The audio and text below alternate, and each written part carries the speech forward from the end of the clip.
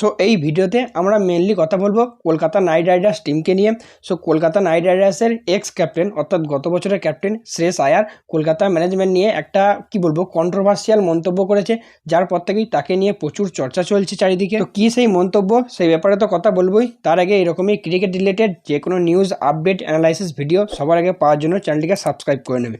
So চলো দেরি না করে ভিডিওটি শুরু করা যাক। তো ফার্স্ট অফ অল, কদিন আগে যে চ্যাম্পিয়ন্স ট্রফি জেতে ভারত, তারপরে শ্রেয়স আয়ার একটা ইন্টারভিউতে কেকেআর নিয়ে একটা কন্ট্রোভার্সিয়াল মন্তব্য করেছে, যেখানে সে বলে, আমি মনে করি যে আমি ট্রফি জেতার পর যতটা রেকগনিশন আমার দরকার ছিল ততটা টিম ম্যানেজমেন্টের কাছ থেকে আমি পাইনি। সে আর কিছু বলে না, জাস্ট এটাই মেনশন করেছে রেকগনিশন। এবার এখানে রেকগনিশন মানে কি বলতে চাইছে, এখানে দুটো পয়েন্ট হতে পারে, যেটা চারিদিকে আর কি আলোচনা হচ্ছে।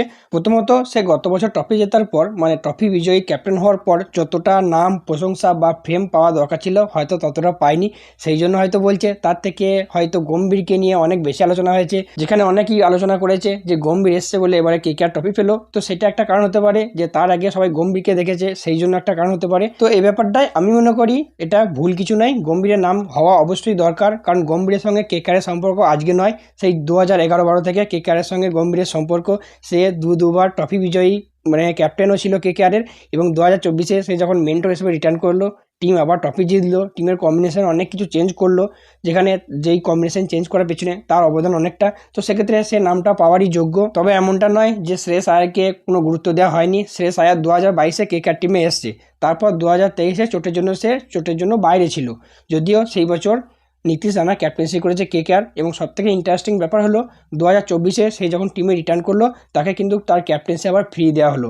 এমনটা নয় যে নীতিশ রানাকে ক্যাপ্টেন রেখে দেওয়া হয়েছিল, তাকে ক্যাপ্টেন্সি দেয়নি। তো এখান থেকেই বোঝা যায় যে কেকেআর তাকে কতটা গুরুত্ব দিয়েছে বা কতটা তার উপর ভরসা করতো কেকেআর ম্যানেজমেন্ট। অবশ্যই কেকেআর ভরসা করতো, সেই জন্যই তাকে তার ক্যাপ্টেন্সি ফ্রি দিয়েছিল, যেটা কিন্তু দিল্লি ক্যাপিটালস আগে কিন্তু করেনি। তো দিল্লিতেও যখন শ্রেয়স আয়ার থাকাকালীন চোট পেয়েছিল, এবং সেই বছর ঋষভ পান্তকে ক্যাপ্টেন্সি দেওয়া হয়েছিল, এবং যখন দিল্লি টিমে সে ফিরে আসে তখনও তাকে ক্যাপ্টেন্সি ফ্রি দেওয়া হয়নি, ঋষভ পান্তকে ক্যাপ্টেন রাখা হয়েছিল। তার ফলে সে ক্যাপ্টেন্সি পায়নি বলে দিল্লি ম্যানেজমেন্ট কিন্তু সে ছেড়ে দিয়েছিল। তো মধ্য কথা হলো, শ্রেয়স আয়ার একটু নাম চাইছিল, যেখানে সবাই তাকে নিয়ে প্রশংসা করবে, এরকম কিছু একটা চাইছিল। হয়তো হতো, সে যদি আর 2-1 বছর কেকেআর ম্যানেজমেন্টের সঙ্গে কন্টিনিউ করতো, আগের মতনই সেরকমই পারফরমেন্স দিত, তাহলে অবশ্যই হয়তো সেও গৌতম গম্ভীরের পরেই হয়তো তার নামটাই থাকতো কেকেআর ম্যানেজমেন্টের কাছে। কারণ গৌতম গম্ভীর এমনিতেই এবছর থেকে আইপিএলে থাকছে না, পরবর্তী 3-4 বছর থাকবে না।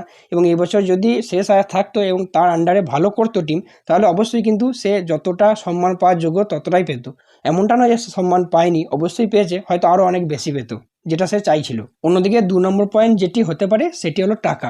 সে এবছর কেকেআর টিমে থাকার জন্য একটা হাই পরিমাণ রিটেনশন অ্যামাউন্ট ডিমান্ড করেছিল। রিপোর্ট অনুযায়ী সেরকমটাই শোনা যাচ্ছে, আগে থেকেই শোনা যাচ্ছে, যবে থেকে কেকেআর ম্যানেজমেন্ট তাকে ছেড়ে দিয়েছে এবারের জন্য, তবে থেকেই শোনা যাচ্ছে যে সে একটা হাই পরিমাণ অ্যামাউন্ট ডিমান্ড করেছে, যেটা কেকেআর ম্যানেজমেন্ট একদমই মেনে নেয়নি। আমি বলবো ঠিকই করেছে, কারণ কেকেআর সবসময় চেয়েছে তাদের যে বেশ কিছু প্লেয়ার আছে, বেসিক যে 4-5টা প্লেয়ার আছে, যেটা অনেক দিন ধরে যারা অনেক দিন ধরে কেকেআর টিমের সঙ্গে রয়েছে, ম্যানেজমেন্টের সঙ্গে রয়েছে, কেকেআর টিমের সঙ্গে ভালো করেছে, তাদেরকে ধরে রাখতে। এবার আয়াকে যদি 18 কোটি বা 22 কোটি টাকা দিয়ে দেয়, শোনা যাচ্ছিল আর কি সেরকমই কিছু একটা সে ডিমান্ড করেছে, সেক্ষেত্রে বাকি যে 4-5 জন প্লেয়ার রয়েছে তাদেরকে কিন্তু যথেষ্ট পরিমাণ অ্যামাউন্ট দিতে পারবে না। তার ফলে একটা একটা সেট টিম তৈরি করতে পারবে না, বা যারা এতদিন ধরে কেকেআর টিমে রয়েছে তাদের প্রতি অন্যায় করা হবে, তাদের অ্যামাউন্টটা কমে যাবে, বা তারাও হয়তো থাকতে চাইবে না, যেটা কেকেআর ম্যানেজমেন্ট টিম একদমই চায় না। তো সেই জন্য কেকেআর টিম তাদের যে বেসিক কিছু প্লেয়ার রয়েছে তাদেরকে ধরে রেখে শ্রেয়স আয়ারকে যেতে দিয়েছে। যদিও তারা এবারও খুব একটা খারাপ ক্যাপ্টেন্সি পায়নি, খারাপ ক্যাপ্টেন পায়নি, অজিঙ্কা রাহানো যথেষ্ট এক্সপিরিয়েন্স ক্যাপ্টেন। তো সেক্ষেত্রে কেকেআর মনে করেছে তাকে যেতে দেওয়াটাই ঠিক। তো আমি বলবো, যদি প্রথম কারণটা হয়ে থাকে তাহলে শ্রেয়স আয়ার ছেড়ে খুব ভুল করেছে, সে আর 2-1 বছর কন্টিনিউ করে দেখতে পারতো। আর যদি দ্বিতীয় কারণটা হয়, সেক্ষেত্রে কিছু বলার নেই, কারণ সে তার পার্সোনালি ব্যাপার, একটা প্লেয়ার তার নিজস্ব কত ডিমান্ড বা তার কত টাকা দাম হতে পারে, সেটা তার নিজস্ব পার্সোনাল ব্যাপার, সেটা আমি বলবো সেটা তার ব্যাপার। এতে যাচাই করার মতো কিছু নেই। সে ছেড়ে দিয়েছে, পাঞ্জাবের কাছে গেছে, পাঞ্জাবের কাছে ভালো দামও পেয়েছে, 26-27 কোটি টাকা দাম পেয়েছে। তো ঠিক আছে, তার যেটা ডিমান্ড ছিল সেও পেয়েছে, আর পাঞ্জাব টিমের একটা ক্যাপ্টেন্সি দরকার ছিল সেও পেয়ে গেছে। যাই হোক, তো এই ব্যাপারে তোমাদের কোনো মন্তব্য থাকলে অবশ্যই কমেন্ট বক্সে কমেন্ট করে জানিও। বাকি এবার কথা বলবো কলকাতা টিম, তাদের যে ফার্স্ট সেশন 2025 যেন ফার্স্ট সেশন সেটা আজকে শুরু করেছে, এবং সেই শুরু করার স্টাইলটা প্রতি বছরের নয়, একটা ট্রেডিশনের সাথে পুরো পুজো করে, উইকেট পুজো করে সেখানে নারকেল ভেঙে যেভাবে শুরু করা হয় প্রত্যেক বছর, প্রতি বছরের নয়, এবারেও সেইভাবেই কিন্তু তাদের যে ফার্স্ট সেশন শুরু করা হয়েছে। অন্যদিকে 3 নম্বর পয়েন্ট সেটি হলো উমরান মালিককে নিয়ে। তো আগের ভিডিওতে উমরান মালিকের ইনজুরি নিয়ে কিছু আপডেট দিয়েছিলাম, তো এখন আবার বেশ কিছু লেটেস্ট কিছু আপডেট আসছে, যেখানে শোনা যাচ্ছে উমরান মালিক পুরোপুরি ফিট হয়ে গেছে। যদিও সে এখন বেঙ্গালুরুতে এনসিএতে রয়েছে এবং শোনা যাচ্ছে খুব সম্ভবত সে 20 তারিখ অর্থাৎ 20 মার্চ কেকেআর টিমের সঙ্গে জয়েন হতে পারে। সে পুরোপুরি ফিট হয়ে গেছে, বাট এখনও পর্যন্ত বিসিসিআই তরফ থেকে সে কোনো ক্লিয়ারেন্স সার্টিফিকেট পায়নি। সেই ক্লিয়ারেন্স ফুললি ফিট সার্টিফিকেটটা পেলেই সে কিন্তু ডাইরেক্ট কেকেআর টিমে জয়েন করবে। বাকি কেকেআর টিমকে নিয়ে যে আজকে 4 নম্বর আপডেটটি রয়েছে সেটি হলো কেকেআরের আনপ্লাগড ইভেন্ট, যেটার ব্যাপারে আগে ভিডিওতে ডিটেলসে বলেছি কি হতে পারে, কি হতে চলেছে। যদি না দেখে থাকো সেখানে দেখে নিও এই ভিডিওটা। তবে সেখানে কোনো ডেট মেনশন ছিল না, তবে লেটেস্ট একটু আগে যে আপডেট সেই আপডেট অনুযায়ী শোনা যাচ্ছে যে কেকেআরের যে আনপ্লাগড ইভেন্ট সেটা 19 মার্চ অনুষ্ঠিত হতে চলেছে।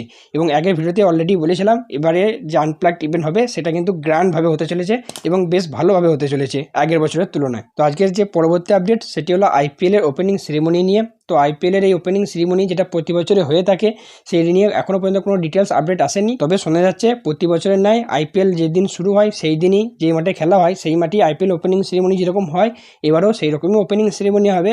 আগের দিন বা তার আগের দিন কোনোভাবে গ্র্যান্ডভাবে সেই যেটা আগে হয়ে আসতো 2010-11 সালে সেরকম হবে না, যেরকম ম্যাচ শুরুর আগে হয় সেই রকমই হবে।